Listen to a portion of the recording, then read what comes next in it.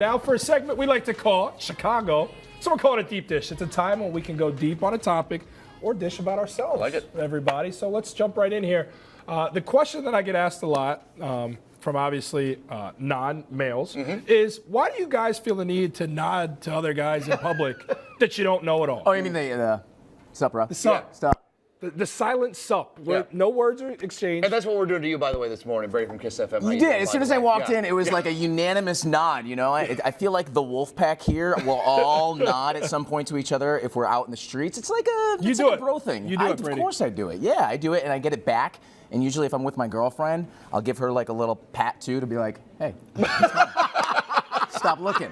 Wait, why? Oh, just eyes on you. It's an alpha There's thing to let different them know. versions of the nod, if you will. You're right, and I'm glad that you brought that up. And Jordan could probably attest to this, being part of the diaspora. If I see another brother, That's what I got to right away. And I was Really? telling John this morning. All of us, meaning brothers, all of us when we're walking by, no matter if that guy looks angry, if he looks happy, if he looks engaged in our conversation, I'm just letting him know, I see you, bro. eye contact, head nod. Wow. I think it's because, we're maybe not the most comfortable with conversation between two guys. What do you say? I would always, if I were to have to say something every time, I'd be like, howdy, partner. Hey, boss. Like, I'm not good at, like, those short things. So instead of just embarrassing myself, just a simple, what's up? That's fine. It works out, right? Yeah, I mean, I did not know, if I'm being honest, that this was something outside of what black men. Oh, yeah. That's kind of like, I thought it was weird too. I didn't know that. Are we not other been doing groups- this right? I guess. Is the I think there's one way to do it. I think you guys have nailed it. I but think we're being exclusive, and we shouldn't do that. should- We need yeah. to be You should more That's include, what I'm saying. everybody, but also nowadays people aren't even nodding at all because everybody's hands are in their yeah. phones. I So there's literally more of a almost nod in walked each other. into a wall this morning. Right. That's the 2019 nod, right? Right. So Just eyes both. up and do a real nod. I want to let you guys know, as the representative of the gay culture, we don't quite do a nod. Like if we're at the bar or something, it's more of a, hey girl. Hey girl. That's the line for the Okay, nod. so it's verbal. It's verbal. It's more But verbal. even in saying it, you gave a nod. You're right. I did. I noticed. You can't keep your face straight. Right. You just Well, can't do so this. going off that, and by the way, everybody, I just assume we know Brady from Kiss FM. Yeah. So I didn't intro you because you need no introduction. The other question I have, and the women of the desk that aren't here with us today, they're certainly Miss Carly and Felicia, always give me crap for this. I always talk in an Uber. Like as soon as I get in, the driver? I'm always talking to the driver, no matter what time of the morning. All right, so I got some 'Cause this- stories here. Okay. All right, my wife Mel, she loves to talk to cab drivers. Absolutely A woman loves after it. my own heart. I love it. But here's the thing: like we got into a cab in Las Vegas, and this guy, he's a really nice guy, clearly African. She starts talking to him, asks him where he was from, and I'm like tugging at her because he's like, oh, I grew up in the Sudan, and I'm like tugging at her. It's not gonna be like we need to. the stories aren't gonna be We good. need to stop this conversation right now. And she's like, so why did you come to America? And I'm like, stop. You've gone too far. Right. Because we know what led him to why. get out of the Sudan. She could have just used a nod at that point. That was what it should have been. A nod in the rearview mirror, and we're done. My conversation in an Uber goes like this. Is that Kiss FM you're listening to? That's it. Yeah, right. And if it's not, I end. want another Uber, and he's getting No, one it always star rating. is. Oh, there you go. There you go. Is there something primal about the nod, though? Does this go back in time to when men and cavemen sizing each other up? It's a nod and a grunt probably back then, yes. right? Where I do think that there is a level of that. And I do know that women sometimes are fearful about making eye contact because of how we act. Yeah, we can't as a control that. gender. They want us if Right. it's an eye contact, Right. which is absurd. But it's funny you asked that, the alpha status part, because they say in the nod, sometimes you're sizing up the room with other men in it, and if you nod like this, you're deferring that guy You're is the superior submissive. to you. So Yeah. you're the submissive. You are not the alpha. You're the omega. Some Game of Thrones stuff right there. Yeah, right? It's really crazy. All right, well, let's talk about another we can all relate to, because at one point in time, we are either single or now positions we're in where we are taken. But at one point, we were single guys going on dates. Yeah, so recently, a blog listed the most expensive U.S. cities for a date. Most expensive, New York City, obviously. No surprise, yeah. $155 for a date. For one Cheapest, night out. Oklahoma City.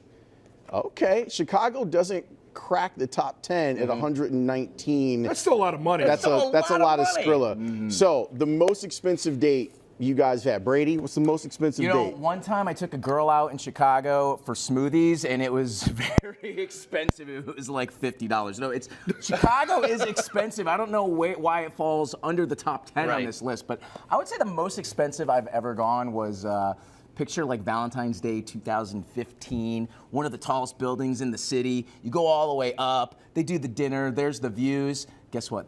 That bill is like $500. Yeah. Oh my God. That bill is Yeah, like, that's and I'm tough. not gonna mention the restaurant or which building, but the dinner sucked. Oh, no. Not good. I feel like anytime you crack No. 200, that dinner in quality goes down and You're down. right. It's bad dinner because all you're thinking about is cha-ching. The whole cha-ching, time, yes. The whole cha-ching. time. Yep. Every time she orders one new thing off the menu, da-ding, da-ding, da-ding. The most expensive, I did maybe like $250 on like surf and turf. And of course the guy was like, oh yeah, let's throw in some crab cakes too. Let's do that. And I'm like just sitting there the whole time. You I'm can't like, say no, you look cheap. Way. Yeah. Yeah, I'm with you on this, but I'll say that my most expensive date actually happened with my dad. Okay? So, me and my dad, I just called my dad up. I said, let's go to lunch. We go to lunch. We're sitting there at a fancy restaurant in his suburb, and we just decided that we were just going to do surf and turf. And we got the lunch? bill. And we got the bill, and he was like, do not tell your mother. It's our little secret. Don't tell your Those white mother lies. It's not a big deal. what we did here for lunch For lunch. in the summer. This was ridiculous. Don't tell your mother. Well, so like I think about it, and if you can imagine the time, everybody pre-Uber, where you were also dealing with taxis, and taxis were more expensive than Ubers. So you're taxing places if you elect not to drive because you may be drinking on this date. And back then, I was so young and dumb. I was like, well, the way to impress a woman is naturally to book a reservation at a really nice restaurant, which you could never afford. Right. And then make sure you pick them up in a taxi, or at least drop them off, or at least put them in their own, which is a little bit more money. And you're doing that repeatedly because maybe you're not finding luck in the right one. So you're spending a lot of money at that point. That is probably one of the things, like when I think back to my single days, I'm like, I do not miss that part. And Because it's a Jordan, lot of money. You're probably like me too. When you get to the restaurant and they hand you the wine list, you have no idea what is going on in front of you. So you're just like, you don't But want to you pick can't the look cheapest. the lowest. You can't pick Yes. the cheapest. Second You go like. lowest. Do you guys think like women? four Do you think lowest. women? That's the move. Second lowest. Second lowest is the move. And we have no answers here, so maybe I can defer to Deanna on this one. Do you think women care about that? Like when you're looking at the wine, or if you pick the right restaurant, are they caring about the price margin? See, I feel bad for Deanna because she's got to do all this for us. Yeah. Guys, Explain. Point of Can order. I speak? Thank you. No, I'm just kidding. No, I definitely think it's more about the experience, right? Because we know you can go get barefoot wine for like $6 at Jewel and it be okay as long as the night turns out to be okay.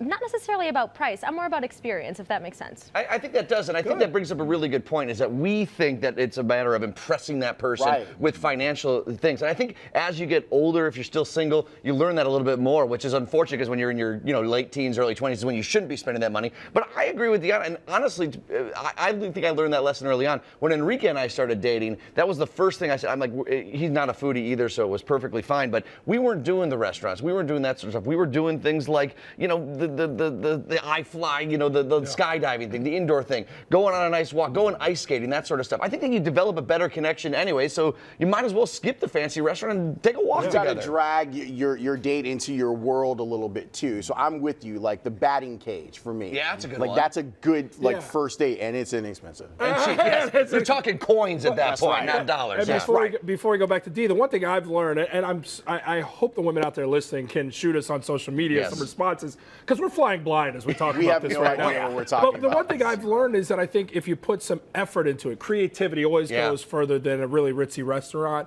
and it's inexpensive too, so it kind of works out. So At the end of the day, if someone is going to only date you because of the fancy dinners you're going to buy them, they're not for you anyways. amen. All right. Well, this Thanks is to Brady, by the way. This was like therapy.